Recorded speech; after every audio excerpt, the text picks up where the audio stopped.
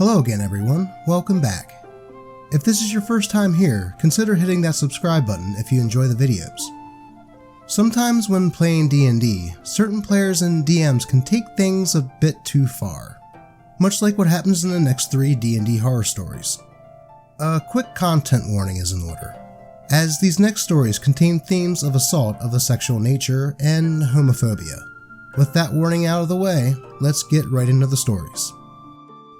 Well, you never said we couldn't do that, by Reddit user NoCloud7275. This story happened to me a couple of years ago, and was the first time I ever ran a game online. I drew together a group of applicants from Roll20. I didn't do much vetting of my players beyond asking them a few questions via Discord, and so didn't really get a good feel for whether they were a good fit for the game. Though I did set expectations for the game via the game on Roll20 detailing the setting. The problem occurred in the 3rd session. Up until this point, all of the players were pretty nice, and in retrospect, I seriously lucked out when it came to selecting them, as they all had great chemistry with one another and myself. In comes Problem Player. The players had just defeated a bandit lord, and her gang were celebrating a hard-fought victory with one another. Problem Player then, out of nowhere, declares that he wants to take the bandit lord behind a nearby building and rape her. The rest of the players are silent, and the exchange goes something like this.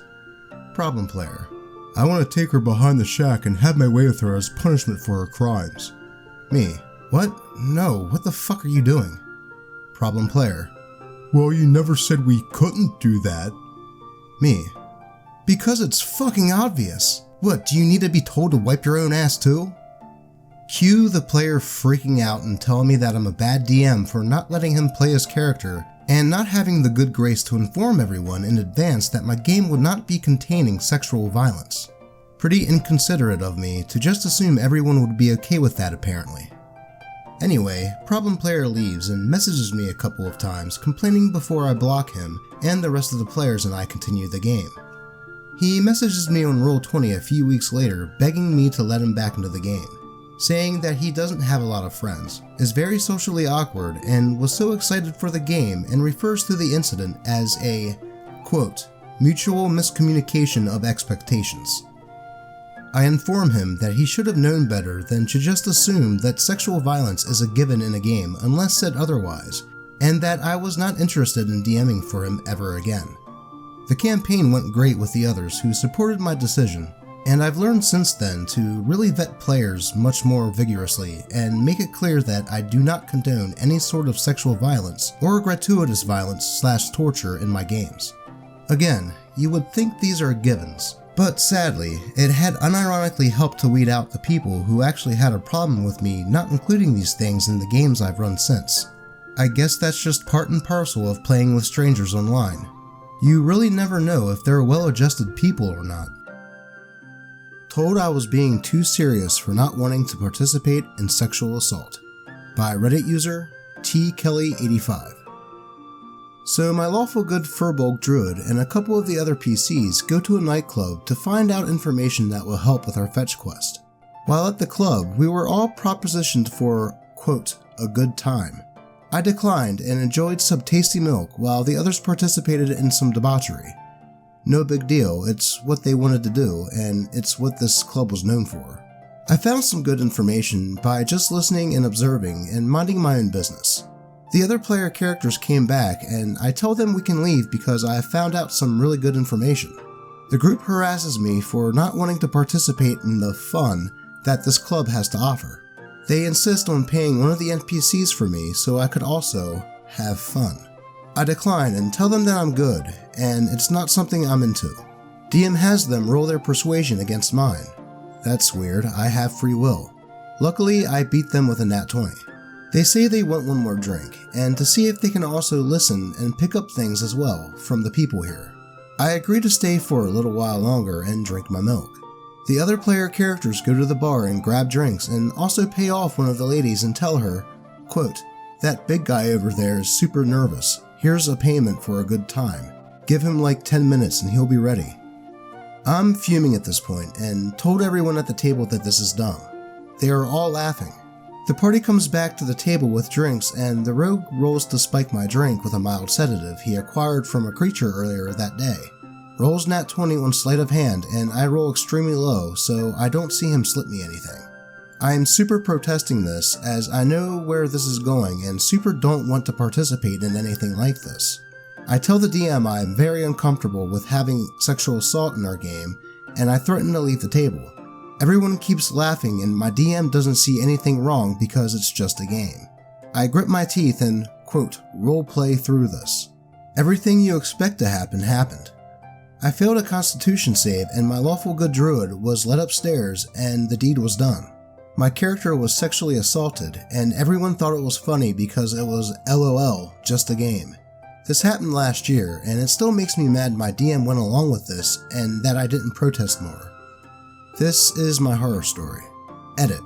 I should have stated this somewhere in my rambling.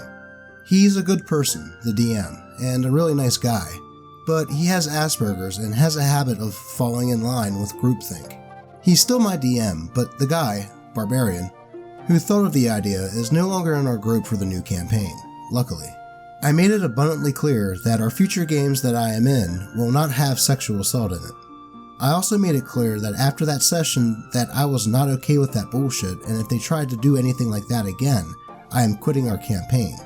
At that point, it had been a year into our campaign, and I felt too weak to abandon something that I've invested my time into. I know I should have left right then and there, but I was too scared and stupid. Thanks everyone for making me not feel stupid. I feel better with all of your comments that I was not out of line. The following DnD horror story is narrated with permission of the original author, who, however, wishes to remain nameless. Guy completely ignores the setting of my campaign and tries to go full murder hobo, while also being a total homophobe. Claims I'm railroading him. Trigger warning for homophobia and sexual assault. This story is actually from the beginning of the pandemic, and I never posted it, so here I go. At the start of the pandemic, I wanted to get back into DMing after a long break for school. So I wrote up a little campaign, and made a teaser to post on D&D Beyond.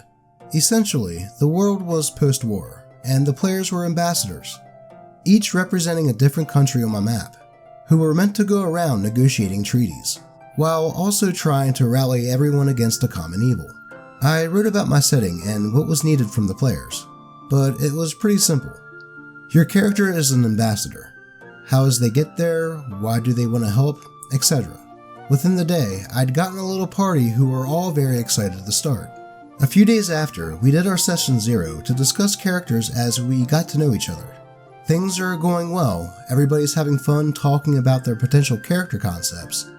That is, till we get to whom I will call Reaper69, which isn't far from his actual Discord name.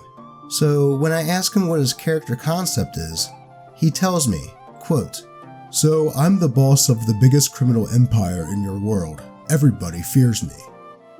Already a red flag. Clearly didn't read my prompt and is playing an obviously evil character in my good guys campaign. Me. That doesn't fit the campaign I'm running right now, or the prompt I posted on D&D Beyond.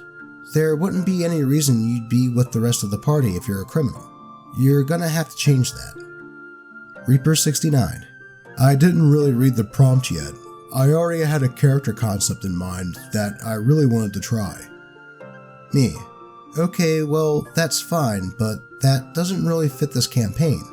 I'm sorry, but you're gonna have to change it. Reaper69.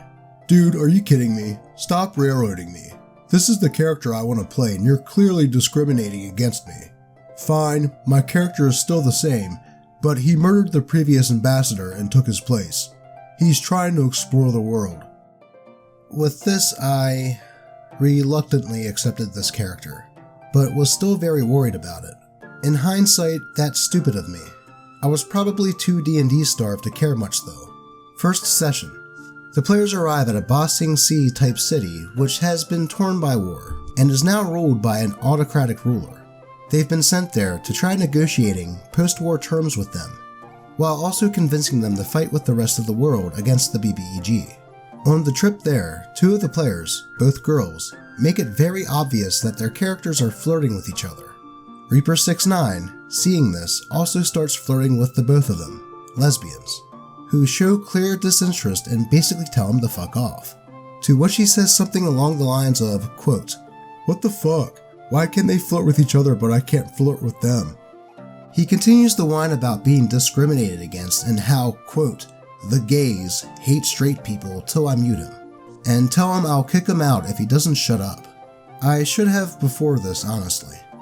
The players get to the city and eventually land in an inn. Some other stuff happens and they go to sleep. During the night, Reaper69 says he sneaks into one of the girls' rooms and starts making out with her, saying, quote, "I know you like me, you bitch." When I tell him he can't do that, he starts screaming racial and homophobic slurs into his microphone and says he's gonna stab her and do, quote, "stuff to her corpse."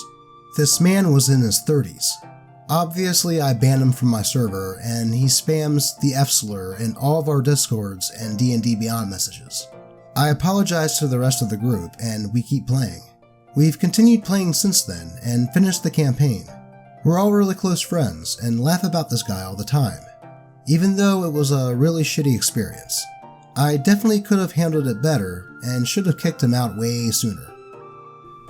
While having more mature and darker themes in the game of Dungeons & Dragons, or any tabletop RPG for that matter, is fine as long as it's done to build story and it's agreed upon by everyone beforehand.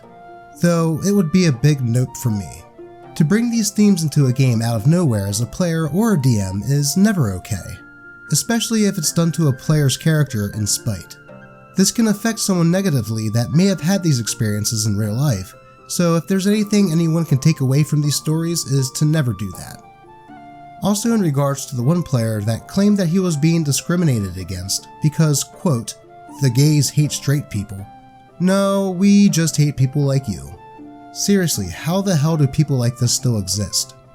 Anyways, I'd like to thank you for watching the video. I appreciate all of you, and hope none of you have to ever experience any players or DMs like this. Until next time.